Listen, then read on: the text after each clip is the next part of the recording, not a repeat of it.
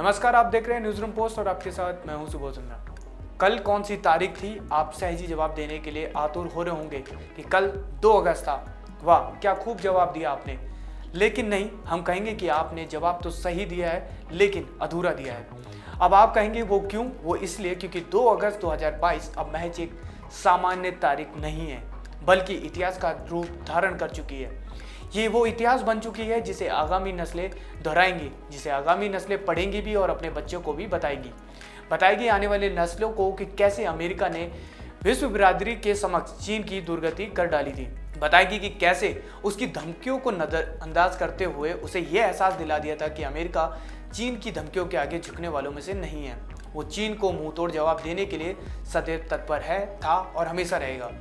आइए अब जरा आपको पूरे इस मामले से अवगत करा देते हैं। दरअसल ताइवान दौरे पर पहुंची अमेरिकी संसद की स्पीकर नैन्सी पेलोसी द्वारा ताइवान जाने के ऐलान के बाद चीन को मिर्ची लग गई।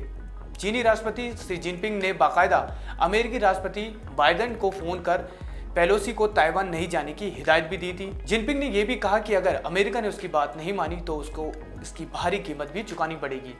सीधे तौर पर चीन ने अमेरिका को धमकी दे डाली, लेकिन चीन के द्वारा दी गई इन धमकियों का अमेरिका पर कोई असर नहीं पड़ा। नैन्सी पेलोसी भारी सुरक्षा बंदोबस्त के बीच ताइवान पहुंची। ताइवान पहुंचकर नैन्सी ने चीन को यह एहसास दिला दिया कि उसकी 2 कौड़ियों की धमकी का उस पर कोई असर नहीं पड़ने वाला है। लेकिन नैन्सी के ताइवान पहुंचने के बाद चीन तिलमिला गया, अपने सैनिकों को अलर्ट मोड पर रहने के निर्देश दे दिए। लेकिन अब नैन्सी पेलोसी के ताइवान पहुंचने के बाद पूरी दुनिया 2 धड़ों में बढ़ चुकी है। एक धड़ा चीन के पक्ष में है तो दूसरा धड़ा अमेरिका के पक्ष में खड़ा नजर आ रहा है। बता दें कि उत्तर कोरिया और रूस ने चीन का साथ देने का ऐलान किया है और ब्रिटेन ने अमेरिका का साथ देने का ऐलान किया। अब ऐसे में सवाल ये उठता है कि भारत किसके पक्ष में जाएगा।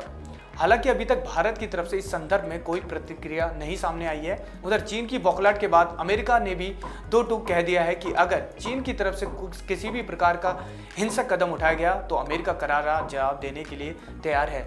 तो इस तरह अमेरिका और चीन के बीच छिड़े संग्राम के बीच अब पूरी दुनिया 2 धड़ों में बढ़ चुकी है। ऐसे में भारत का क्या रुख रहता है, इस पर सभी की निगाहें टिकी रहेंगी। बता दें कि इससे पहले रूस यूक्रेन युद्ध के बीच भी दुनिया 2 धड़ों में बढ़ चुकी थी। वहीं अगर ताइवान वाले मुद्दे की बात करें तो चीन ताइवान पर अपना दावा करता है, जबकि साल 1949 से ताइवान ने खुद को आज़ाद मुल्क बताता है।